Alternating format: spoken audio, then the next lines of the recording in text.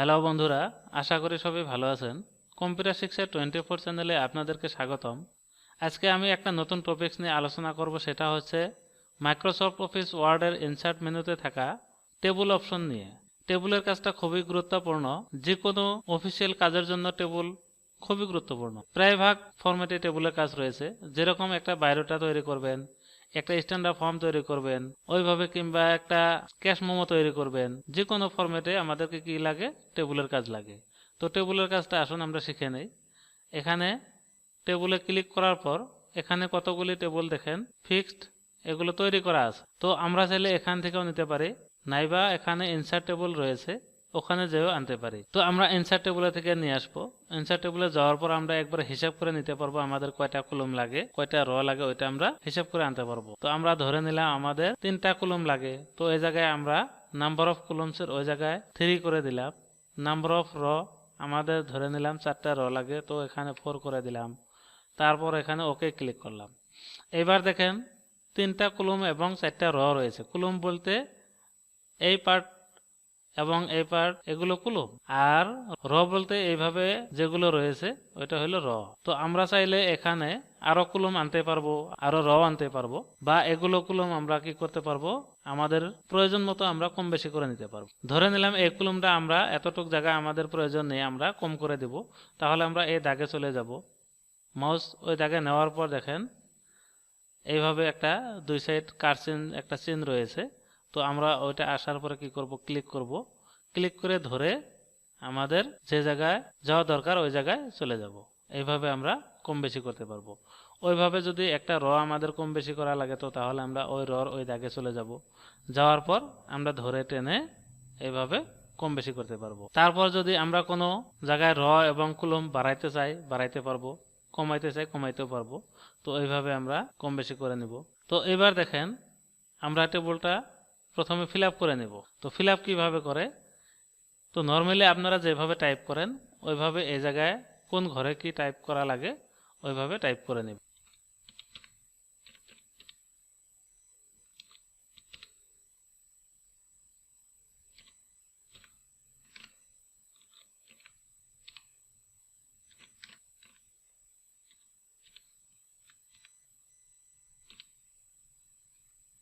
তো এইভাবে আমরা চাইলে ফিল আপ করে নিতে পারি। তো আমি এই টেবলটা একটু ফিল আপ করে নিলাম। এবার আমরা কিভাবে একটা র অ্যাড করে, কিভাবে একটা কলম অ্যাড করে ওইটা দেখাবো।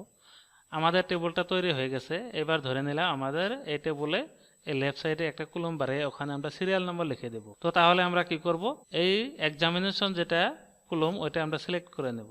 সিলেক্ট করে নেওয়ার পর সিলেক্টের ভিতর রাইট ক্লিক করব। তারপর এখান থেকে ইনসার্টে যাব। ইনসার্টে যাওয়ার পর আমরা কি করব, একটা কলম বাড়িয়ে নেব। তো আমরা ইনসার্ট কলমে যাব। ইনসার্ট কলম এই জায়গায় দেখেন টু দ্য লেফট এবং টু দ্য রাইট রয়েছে। তো আমরা যেটা কলম সিলেক্ট করে নিয়েছি তার লেফটে লাগে আমাদের। তো তাহলে আমরা কি করব, ইনসার্ট কলম টু দ্য লেফট ক্লিক করব। তো দেখেন লেফটে একটা কলম তৈরি হয়ে গেছে। এই টেবলটার লগেই একটা কলম অ্যাড হয়ে গেছে। তো আমরা কি করব, এবার এই কলমে কি লেখা দরকার আমরা লিখে নেব। এবার কলমটা আমাদের এতটুক জায়গার প্রয়োজন নেই, তো আমরা জায়গা এটা কমাই দেব। এইভাবে আমরা যদি কোনো জায়গায় র একটা অ্যাড করতে চাই, তো তাহলে কিভাবে করে ওইটা দেখে নেই। যেভাবে কলম অ্যাড করলাম ওইভাবে আমরা র অ্যাড করতে পারি। ধরে নিলাম এই মডুল এক্সামের নিচে আরো একটা র আমাদের প্রয়োজন, ওইটাতে আমরা প্র্যাকটিক্যাল এক্সাম লিখব। তো তাহলে আমরা এই রটা সিলেক্ট করে নেব। সিলেক্ট করে নেওয়ার পর সিলেক্টের ভিতর রাইট ক্লিক করব। তারপর ইনসার্ট যাব। ইনসার্টে যাওয়ার পর এই জায়গায় আমাদের রয়েছে ইনসার্ট র অ্যাবভ এবং বিলো। তো আমরা যেটা র সিলেক্ট করছি তার নিচে লাগে, তো আমরা ইনসার্ট র বিলোতে ক্লিক করব। তো দেখেন নিচে আর একটা র চলে আসছে। তো এটাতে আমরা কি লেখা দরকার ওটা লিখে দিব। এই জায়গায় যেরকম আমরা প্র্যাকটিক্যাল এক্সাম লিখব, ওইভাবে যদি আরো র আমাদের প্রয়োজন হয়, ধরে নিলাম আমরা এরপরে আরো একটা র নিয়ে আসবো, ওইটাতে প্রজেক্ট মার্ক বসাবো। তো তাহলে আমরা ওই রটা সিলেক্ট করে নেব। সিলেক্ট করে নেওয়ার পর সিলেক্টের ভিতর রাইট ক্লিক করব। তারপর ইনসার্টে যাব। ইনসার্টে যাওয়ার পর ইনসার্ট র বিলো করব। তো দেখেন আরো একটা র এই জায়গায় অ্যাড হয়ে গেছে। তো আমরা এটাতেও লিখে দিতে পারবো। তো এইভাবে চাইলে আমরা কি করতে পারি, টেবিল একটা তৈরি করার পরেও ওখানে আমরা কলম এবং র করে নতুন করে অ্যাড করে আবার লিখতে পারি। তো এবার আমি আপনাদেরকে দেখাবো কিভাবে মার্জ সেল করে। ধরে নিলাম এখানে 3টা র রয়েছে ব্ল্যাঙ্ক, এই ব্ল্যাঙ্ক 3টা র মিলে একটা লাগে, আমাদের এই মাঝখানে যে দুটো দাগ রয়েছে ওই দুটো লাগে না। তো আমরা কি করব, সিলেক্ট করব। এইভাবে সিলেক্ট করার পর সিলেক্ট এরিয়ার ভিতর রাইট ক্লিক করব, তারপর এখানে দেখেন মার্সেল লেখা রয়েছে, তো আমরা মার্সেলে ক্লিক করব। তো দেখেন মার্সেল হয়ে গেছে। এইভাবে আমরা চাইলে মার্সেল করতে পারি যে কোনো জায়গায়।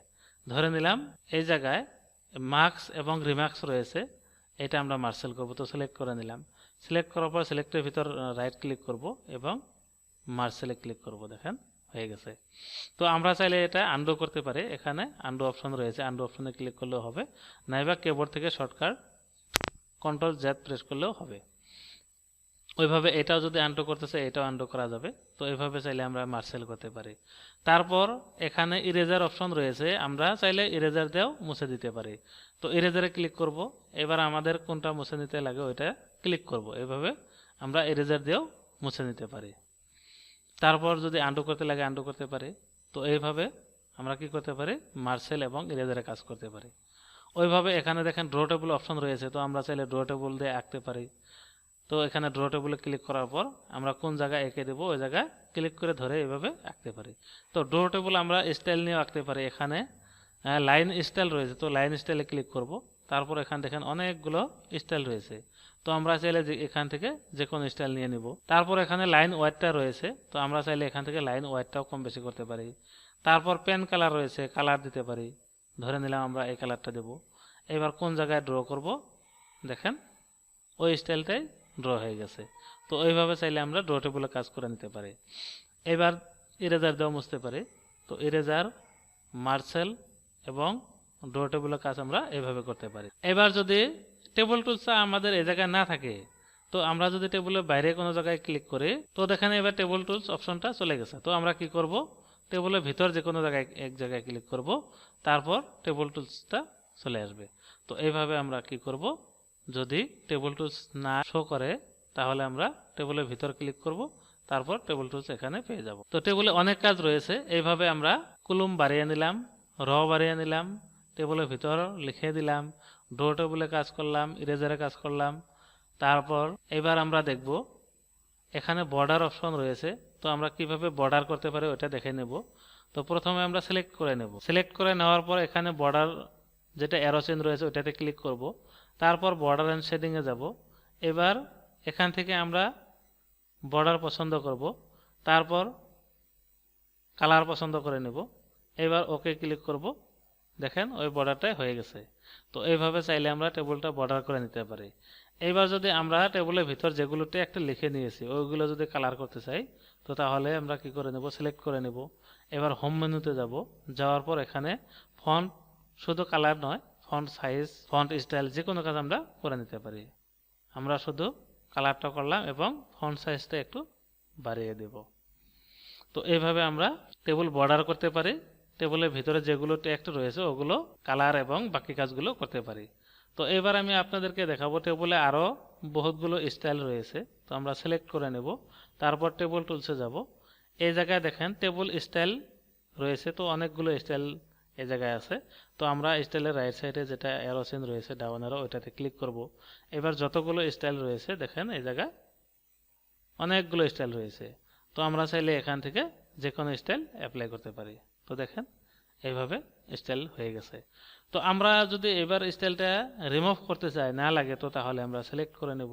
সিলেক্ট করার পর ওই জায়গায় স্টাইলের অ্যারোতে যাব, তারপর একদম উপরে দেখেন এখানে প্লেন টেবল রয়েছে, তো আমরা প্লেন টেবলে ক্লিক করব। এইভাবে আমরা একবার স্টাইল অ্যাপ্লাই করতে পারি এবং রিমুভ করতে পারি। তারপর এখানে আমরা বর্ডার করে নিলাম, বর্ডারে ওই জায়গায় আরো একটা কাজ রয়েছে, যেরকম আমরা এই লাইনটা যদি শেডিং স্টাইল ব্যবহার করি, তো সিলেক্ট করে নেব। এবার বর্ডারে অ্যারোতে চলে যাব, তারপর বর্ডার এন্ড শেডিং এ যাব। এবার এখানে এই শেডিং এ যাব। এবার এই জায়গায় দেখেন স্টাইল রয়েছে, স্টাইলের অ্যারোতে আমরা ক্লিক করব।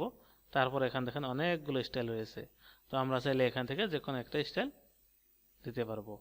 এবার কালার রয়েছে, আমরা কালারিং করে দিতে পারবো স্টাইলটা। এবার অ্যাপ্লাই টু, এই জায়গায় সেল রয়েছে, তো আমরা সেলে অ্যাপ্লাই করব। এবার ওকে ক্লিক করব। দেখেন আমরা যে সেলটা, যে লাইনটা সিলেক্ট করে নিয়েছিলাম ওই লাইনটাতে ওই শেডিংটা অ্যাপ্লাই হয়ে গেছে। তো এইভাবে চাইলে আমরা শেডিং স্টাইলটা ব্যবহার করতে পারি। এবার শেডিং স্টাইলটা যদি আমাদের প্রয়োজন না হয় তাহলে আমরা কি করব, সিলেক্ট করব, তারপর শেডিংয়ে চলে যাব, তারপর বর্ডার অ্যারোতে চলে যাব, তারপর বর্ডার এন্ড শেডিংয়ে যাব। এবার এখানে শেডিংয়ে চলে যাব, তারপর যেটা স্টাইল রয়েছে এই জায়গায় স্টাইল অ্যারোতে ক্লিক করব। এবার একদম উপরে দেখেন ক্লিয়ার অপশন রয়েছে, তো ক্লিয়ারে ক্লিক করব, তারপর ওকে ক্লিক করব। এইভাবে চাইলে আমরা শেডিং স্টাইল অ্যাপ্লাই করতে পারি এবং রিমুভ করতে পারি। এবার আমি আপনাদেরকে দেখাবো কিভাবে টেক্সট রোটেট করা যায়। ধরে নিলাম এই এক্সামিনেশন লেখাটুকু আমরা নিচে থেকে উপর সাইডে এইভাবে দেব। তো আমরা এই জায়গায় ক্লিক করব, তারপর এই জায়গায় রাইট ক্লিক করে টেক্সট ডিরেকশনে যাব। ডিরেকশনে যাওয়ার পর এই জায়গায় দেখেন দুইটা অপশন রয়েছে, এটা নিচে থেকে উপরের সাইড, এটা উপর থেকে নিচের সাইড। তো আমরা এটা ব্যবহার করব। তো এটাতে ক্লিক করব, তারপর ওকে ক্লিক করব। দেখেন হয়েছে, কিন্তু ওয়ার্ডটা 3টা লাইন হয়ে গেল, তার মানে আমাদের এই জায়গায় জায়গায় একটু শর্ট হয়েছে। তো আমরা জায়গায় একটু বাড়িয়ে দেব, দেখেন এবার 1 লাইন হয়ে গেছে। তো এবার যদি স্টাইলটা আমাদের রিমুভ করা লাগে, স্টাইলটা না লাগে, প্লেন স্টাইল লাগে, তো তাহলে আমরা ওই জায়গায় রাইট ক্লিক করব। রাইট ক্লিক করার পর টেক্সট ডিরেকশনে যাব, তারপর এখানে প্লেন স্টাইলে ক্লিক করব, তারপর ওকে ক্লিক করব।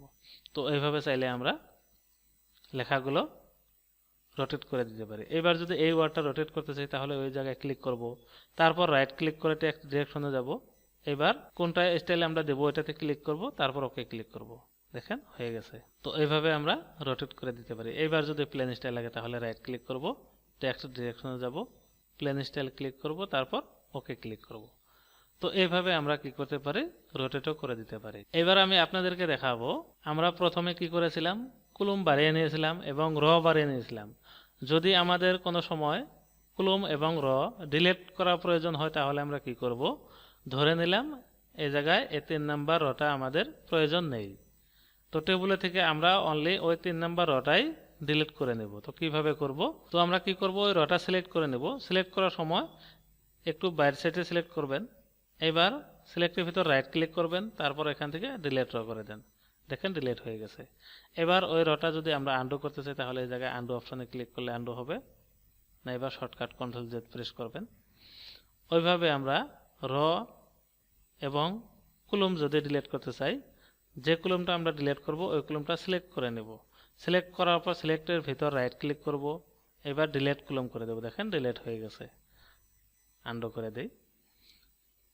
তো র ডিলিট করার সময় একটা বস্তু খেয়াল রাখবেন, এবার দেখেন রটা সিলেক্ট হয়েছে ঠিকই। এবার যদি আমরা রাইট ক্লিক করি এই জায়গায়, দেখেন ডিলিট র অপশনটা এই জায়গায় নেই। তো আমরা বুঝলাম রটা পুরোপুরি সিলেক্ট হয় নাই। রটা সিলেক্ট করতে চাইলে আমরা কি করব, রাইট সাইড একটু সিলেক্টে একটু বাইরের সাইড থাকতে হবে। এবার ভিতরে রাইট ক্লিক করেন, দেখেন এই জায়গায় ডিলিট র চলে আসছে।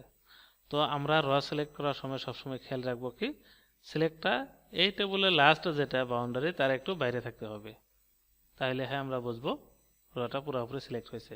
এবার সিলেক্টের ভিতর রাইট ক্লিক করলে আমরা ডিলিট র পেয়ে যাব। তো এইভাবে আমরা র এবং কলম ডিলিট করতে পারি। এবার আমি আপনাদেরকে দেখাবো কিভাবে টেবিলটা মুভ করা যায়। তো ধরে নিলাম আমি উপরে কিছু লিখে দেব, তো আমার উপরে টেক্সট লেখার মতো জায়গা নেই। তো আমরা কি করব, টেবিলটা একটু নিচের দিকে নিয়ে আসবো। তো এই কর্নারে এই প্লাস সিম্বল এখানে রয়েছে, ওটাতে ক্লিক করবেন। ক্লিক করার পর ধরে আপনি অন্য জায়গায় নিয়ে যাবেন। এবার এখানে কি লিখবেন, ক্লিক করে লিখে দিবেন। তো এইভাবে আমরা কি করতে পারি, টেবিল মুভ করে অন্য জায়গায় নিয়েও আমরা রাখতে পারি। তো আজকের মতো এখানে শেষ করলাম। ভিডিওটা ভালো লাগলে লাইক করবেন, কমেন্ট করে মতামত জানাবেন, আর পরবর্তী এই ধরনের নতুন নতুন ভিডিওগুলো পাওয়ার জন্য চ্যানেলটা অবশ্যই সাবস্ক্রাইব করে নেবেন। Thank you.